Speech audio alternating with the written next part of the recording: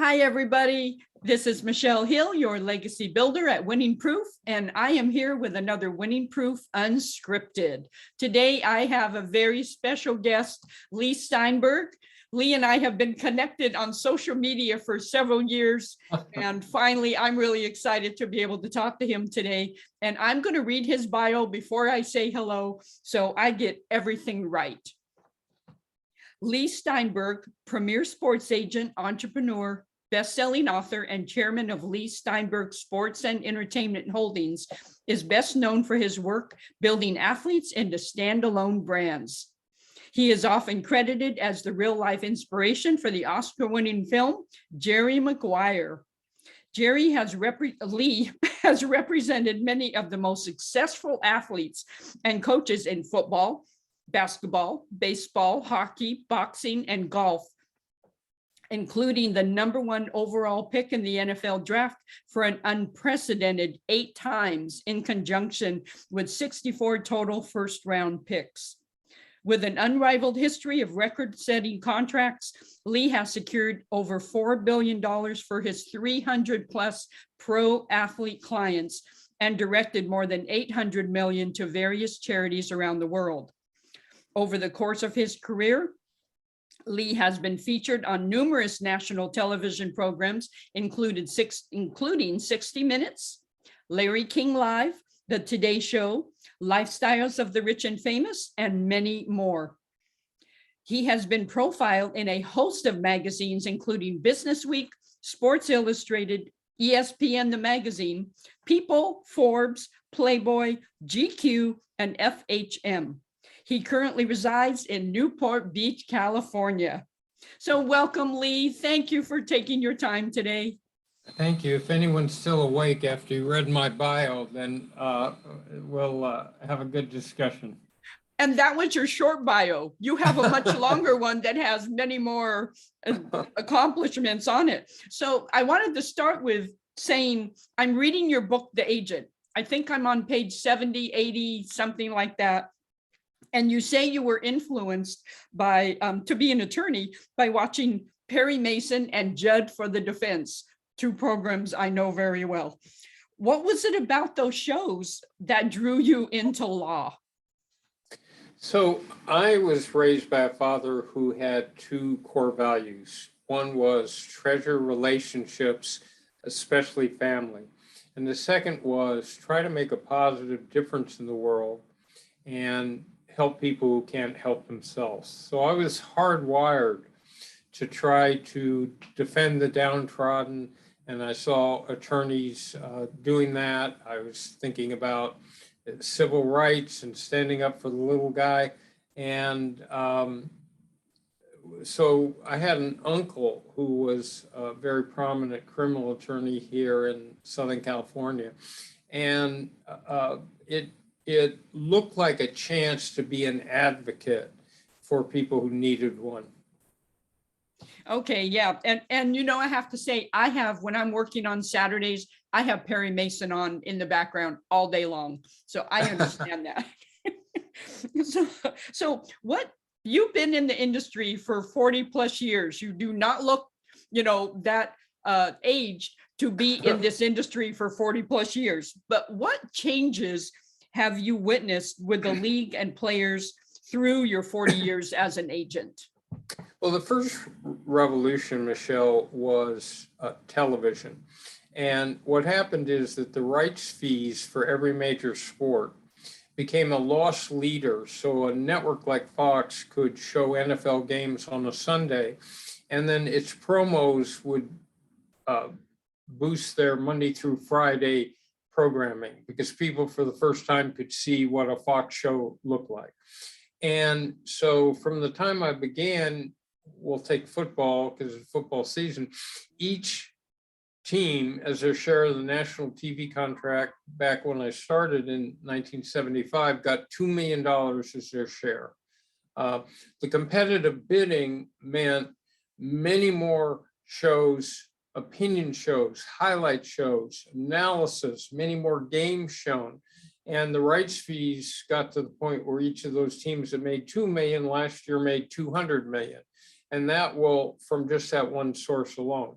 and that will continue to rise. Then you had the construction of the internet, which meant that content flew over forums like Instagram and TikTok and a direct way, so that, and then you had the development of fantasy sports, which 40 million people play fantasy football. So it converted from a business that was just gate and a little bit of TV to brand new stadia with jumbo scoreboards and premium seating and luxury boxes and naming rights. And so the changes have been extraordinary and enormous. Much more sports on television in many different forms, the ability to stream some of what's coming across, and it's been a veritable revolution. Yeah, it really has. It really has. And so I want to touch on, people think that it's all glitz and glamour to represent players like Patrick Mahomes. What's really involved in representing high profile players? Because you have represented, of course, many high profile players, of past, Troy Aikman, Warren Moon, and Ben Roethlisberger as of recent, and then Patrick. So we have actually 12 players in football in the Hall of Fame and some in baseball in the Hall of Fame.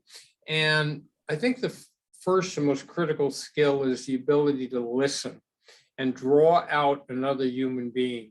So I need to be able to cut below the surface, peel back the layers of the onion, and get deeper and deeper into someone's greatest anxieties and fears and their greatest hopes and dreams.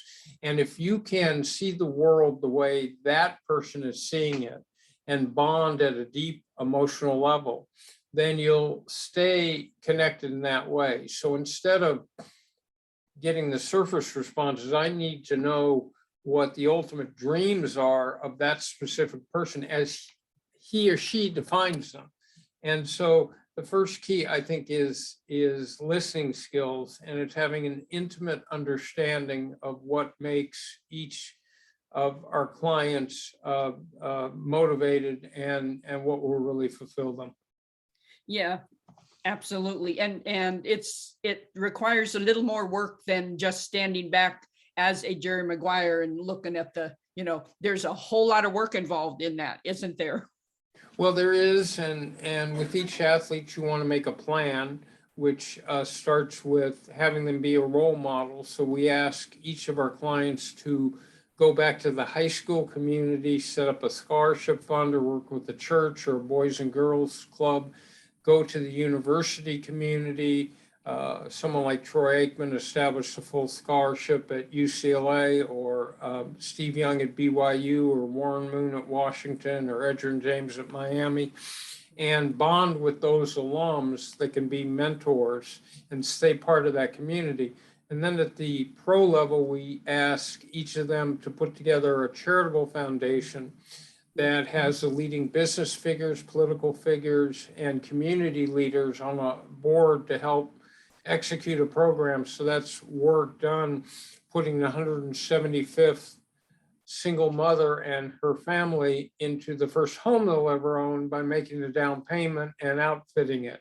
Or it's Patrick Mahomes with his 15 and the Mahomies. And on Monday night, I was at a banquet in Kansas City, and 15 different groups that all aid kids either at risk or education or health, all receive grants. So it's athletes making a difference, trying to utilize their high profile, and they can trigger imitative behavior. So when I had the heavyweight champion Lennox Lewis cut a public service announcement that said, "Real men don't hit women," it could do more to deal with rebellious adolescents and how they view relationships with the opposite sex and domestic violence, and changing the way that they think about it. Yeah, I love that, because there really is a platform, a huge platform, and some of the high profile athletes misuse it. But I know you train them to really use that as a sounding board. So I want to kind of tip into player education. And so with advances in player education and the rookie transition program, used to be the rookie symposium, why do so many players still find themselves broke within a few years of retiring or exiting the league? So I think those numbers are changing, and I think players are better, have more financial literacy, have more people helping them. They've seen the horror stories of the past, but the reasons for that are, first of all, the athlete who has to support a village. So it's not simply money coming to him, it's all the relatives and the posse and the group like that. Second of all, it's the illusion that if someone is making $10 to $15 million today, that's going to continue for life instead of being a finite period that can end at any time because of injury. Third of all, it's divorce, which always destroys revenue. And so it's concepts like that and not having a plan. So today we ask each financial planner, and they usually have one of those in their life as well as what we do, to make sure that athletes have a financial plan, they live on a budget, they understand the consequences of taxation, they have a certain amount of luxury, but they're saving for the future. And many of them we have just live on their endorsement revenue so that they can bank their contract. Yeah, that's really important. And I have a client who is a Don O'Foyle who played for the NBA for 13 years. And he has a book, The Athlete CEO, that teaches exactly what you just said, how to handle their life as an athlete. And you need a team around you to do that. If a 20-year-old going into the league has never had any financial training, and all of a sudden you hand them a exorbitant amount of money, you need people around you to help you manage that. And of course, everybody has their hand out, so they have to be. So again, the good news is that at the college level, there are financial literacy programs at many different universities. Then we're doing it with the client, the financial planner is doing it with the client. You have unions that are pushing the concept of financial responsibility. You have a league that's doing it. So there's really no excuse for an athlete not to walk out of sport with the financial future assured. The other thing we do is to try to work with athletes on second career in the off season. So give you an example, take a team like the 49ers. So if you have clients on the 49ers and you ask them, in networking, are there any industries proximate to where you're located that might be interesting to network and bond in? So in the Bay Area, they're in Santa Clara.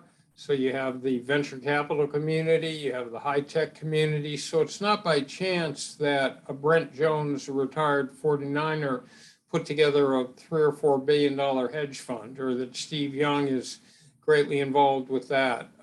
Three of the players we've worked with, the first one being Deron Cherry, who was a retired Kansas City Chief, became minority owners of the actual teams.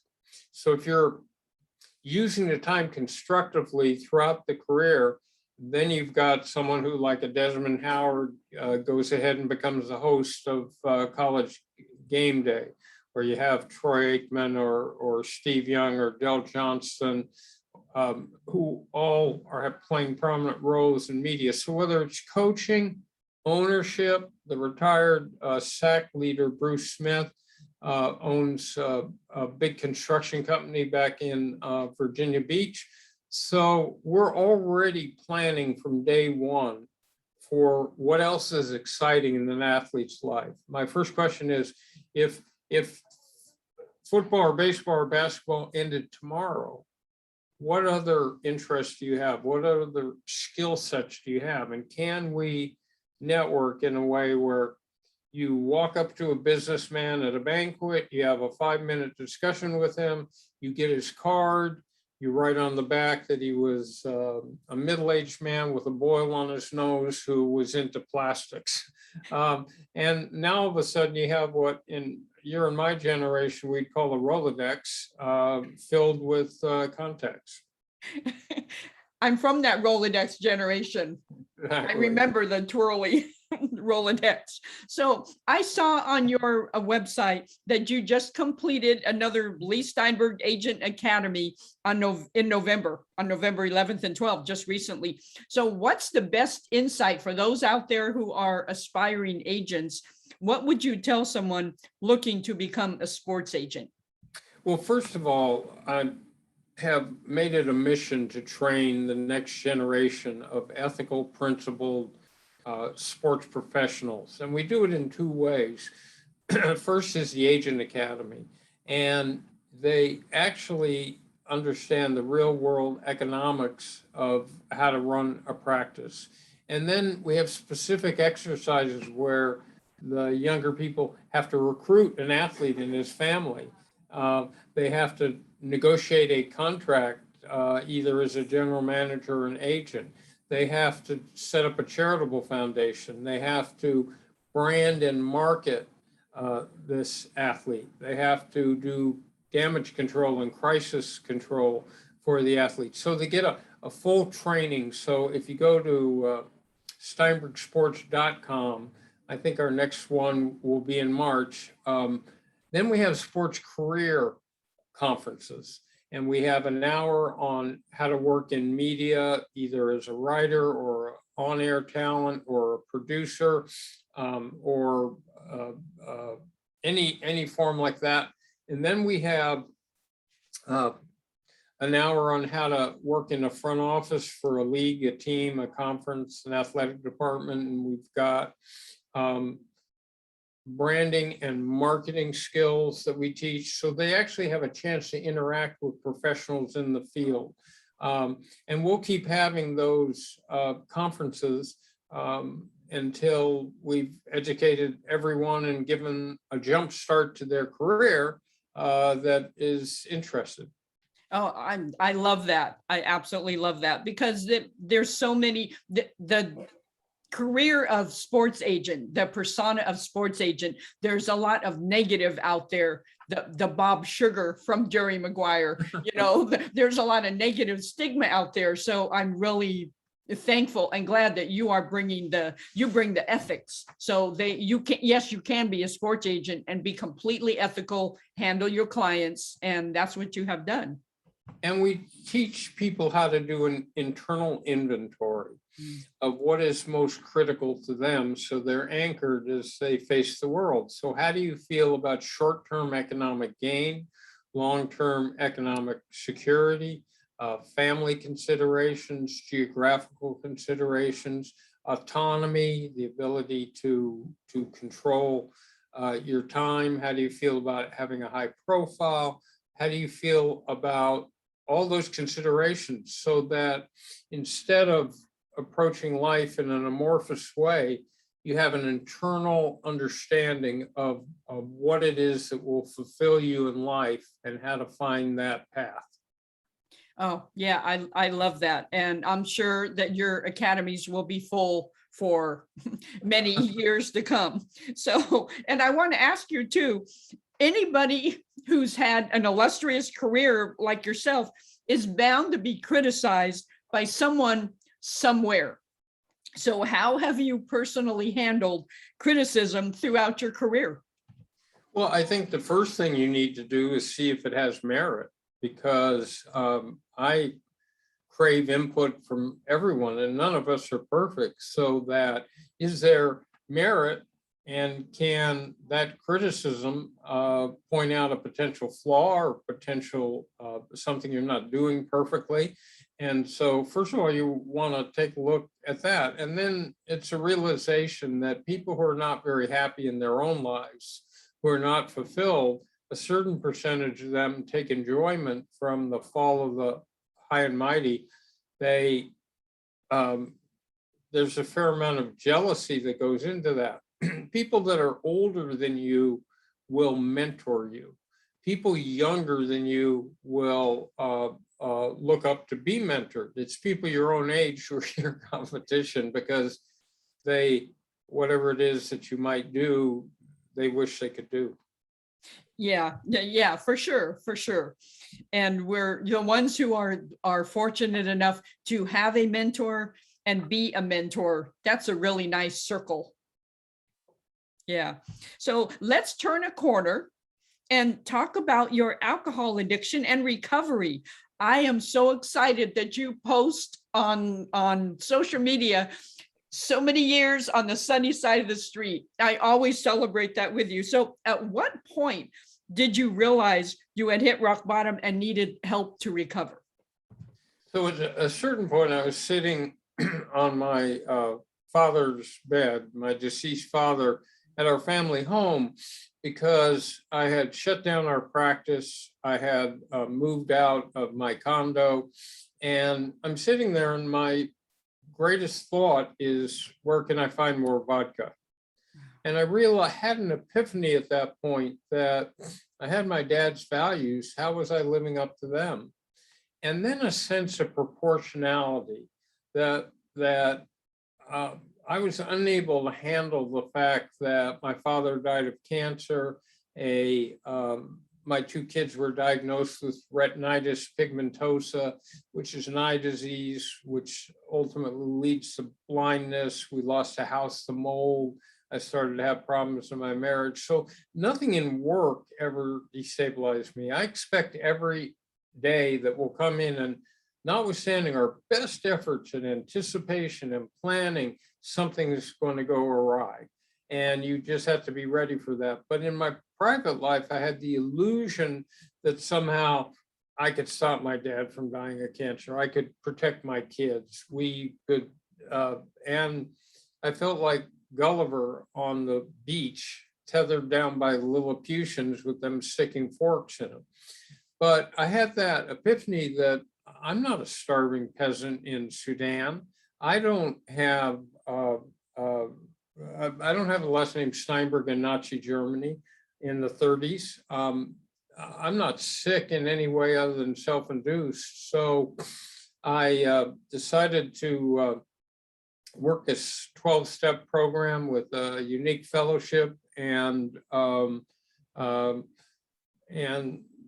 next March I'll be 12 years sober. So the reason that I've been open about this is there might be someone out there struggling, confused, devastated, and the world looks dark to them. And if people who are struggling with addiction understand that help is available and you can come back to a more fulfilling life, hopefully that will save them some of the pain of the process. Yeah, absolutely. And that really kind of leads into my next discussion point, is that what would you tell someone who might be watching this and they have the vodka bottle in their hand and they feel lost and in a dark place? What would you tell them right now? That the key in life is resilience. Life will always knock you back, but can you rise again, accept the blows that occur in life, the reverses, and see that better self and understand that you still have the capacity to have respect in the world, a great family relationships, a flourishing business, and make a difference in the world. So there's hope, and there are people just out there waiting to help you. Yeah, there is. And I just recently talked to Tanya Brown, in the same situation, and, very new to recovery. And, there are some people just need to come to that point where I need help. The hardest words, I need help. So Michelle, denial is part of the whole process. So alcohol or drugs are problems that tell you don't have a problem. So the first step is accepting the concept that, I'm allergic to alcohol. And That's going to be true tomorrow and tomorrow and the next day and the next day. So look, if the only thing you can't do in the world is drink, it frees you up to do everything else with more energy, zest, passion, and it's for an hour of maintenance a day, you can be free. Yeah, absolutely. And there are many programs, and the 12-step program has changed millions of lives. Absolutely. So how do you feel about like climbing back up? Like you recovered and you revived, and I believe you have a book called The Comeback Kid. No. No, I am working on my next book with co-author Don Yeager, and it will be my last book, The Agent, cuts off in about 2014. okay. And at that point, I have hope, I have aspiration, but I haven't rebuilt our agency yet. And at that point, in 2016, we signed Paxton Lynch, who was a first-round quarterback. And then the next year, Patrick Mahomes and the other set of players. And so we had 3 winning quarterbacks last week, Tua Tagovailoa of Miami and Taylor Heineke of Washington, and of course, Patrick, and a flourishing practice. But part of that is an understanding that people would have questions. You know, how can you guarantee us you'll stay sober? Well, you can't. You know, you're advanced in years. I don't have a divine right to represent an athlete. I have to come to them as providing something more of enhancement in their lives. So you just have to be prepared for all of those questions, because this is, as they said in The Godfather, this is the business you've chosen.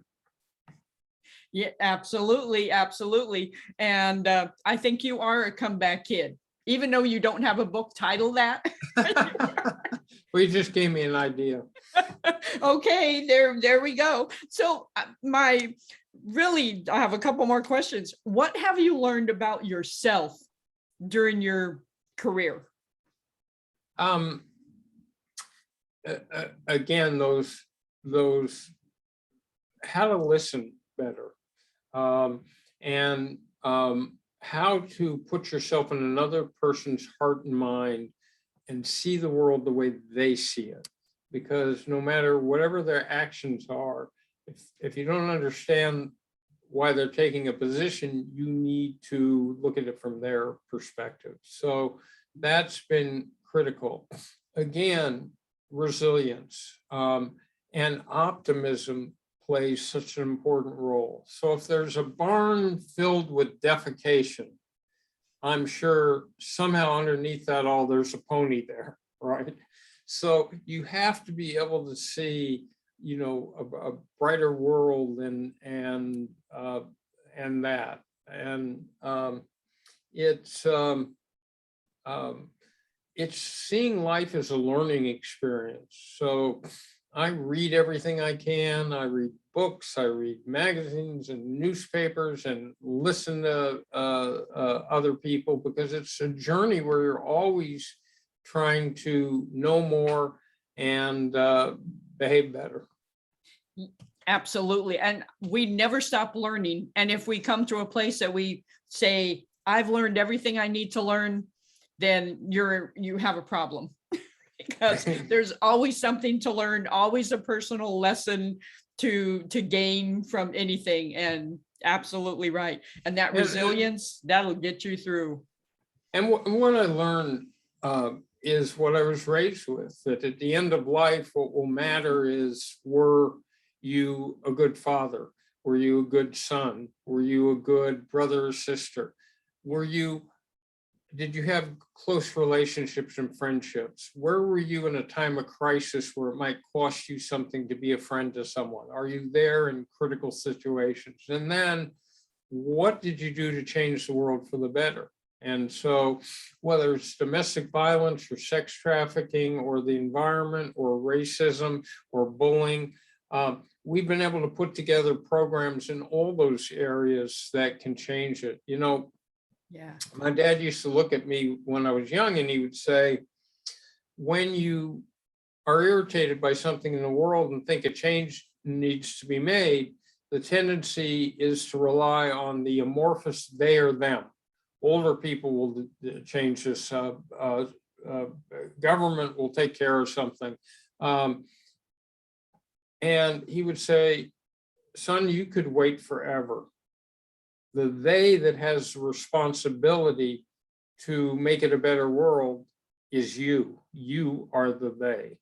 So it's a sense of personal responsibility that you can't sit in a society with a whole variety of problems and not try to make a difference. So it was training thousands of young people in the fight against skinheads and hate groups, where they could help local police departments, where they could intervene in crisis situations, where they knew how to go into school systems and promote ethnic tolerance. It's Madeleine Albright and I, the Secretary of State, established a program called Adopt a Minefield, where you could demine in Cambodia or Angola or Mozambique. It's training kids in good human relations. So there's no one else that's going to solve something unless you take the initiative. Be the change you want to see in the world. That kind of goes to that. So is there anything that we did not cover that you want to tell people? Well, again, if you're interested in being in this field, we run education programs.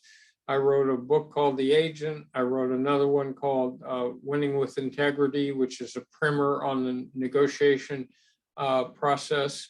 And we can join together in understanding we do live in an amazing country, and we do have free speech and democracy, and we have a high standard of living. And take a moment to reflect, as Thanksgiving is coming, or maybe by the time you see this has gone, and think about what you're grateful for. Think about that glass is always half full.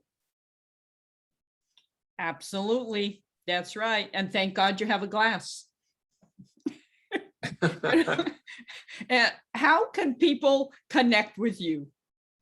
So our website is Steinberg Sports. So it'd be Leigh@steinbergsports.com. I tweet on Twitter, and it's at Leigh Steinberg. I'm on Facebook. I'm on LinkedIn, all with my name. I'm on Instagram, all the usual suspects. Somehow I've avoided TikTok, but because, I can't dance. I have not gotten on TikTok either because I think I'm good with all the other platforms. Well, it's like when my daughter talks to me about Snapchat. Oh, She yes. says, well, after 30 seconds, it goes away. Okay, that sounds very useful to me. Exactly. My favorites are LinkedIn and Facebook, and that's it. Twitter. Well, people tend to be benign and nice on LinkedIn and on Facebook. Twitter's a whole different world, and the Twitterverse is got some not so wonderful or positive people on it. Yes, I have noticed that. Yes, and I absolutely love LinkedIn. That has been my secret sauce, for business. So yeah, I really thank you for being on today. And if anybody wants to get a hold of me, I am a book and publishing consultant. I put all the pieces together so you don't have to. So you can find me on winningproof.com, and you can email me at winningproof@gmail.com. So Leigh, I so appreciate you. I saw your view out your window of Newport Beach, and I lived in that area for 54 years of my life. So I really appreciate you, spending time But today. Michelle, that can't be true because you don't look 54. Well, I pushed 54 all the way to 65. So it keeps pushing and pushing and pushing. But Just that remember that the baby boomers will always be the bulge in the population. So therefore, we have the ability to define age. And personally, I'm doing a Benjamin Button program. I like that. I like that. Yeah. Well, and you know what? I wouldn't trade my age for anything. The wisdom that you acquire when you get older, the life experience you have, the knowledge you gain, if you've let life mold and shape you, I wouldn't want to be 20 anymore, honestly. So thank you today. Thank you for your time. I really appreciate you doing this. My pleasure.